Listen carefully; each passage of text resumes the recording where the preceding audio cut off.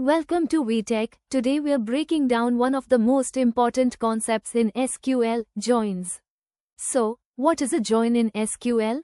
Joins are used to combine data from two or more tables, based on a related column, usually a foreign key. We'll look at 6 common types of joins. Let's dive in with simple examples. 1. Inner join.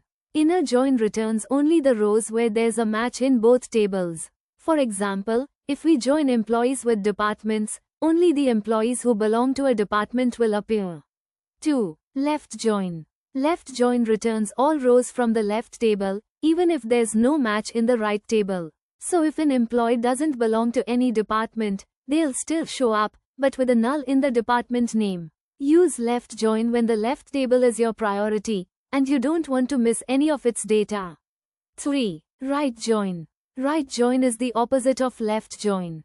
It returns all rows from the right table, and matches from the left. If a department has no employees, it will still be listed.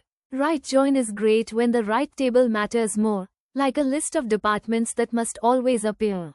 4. Full join. Full join returns all rows from both tables.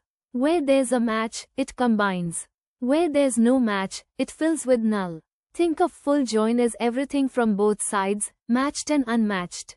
5. Cross join. Cross join creates a Cartesian product. It combines every row from one table with every row in the other. Use cross join carefully, results grow fast. 3 employees times 3 departments equals 9 rows.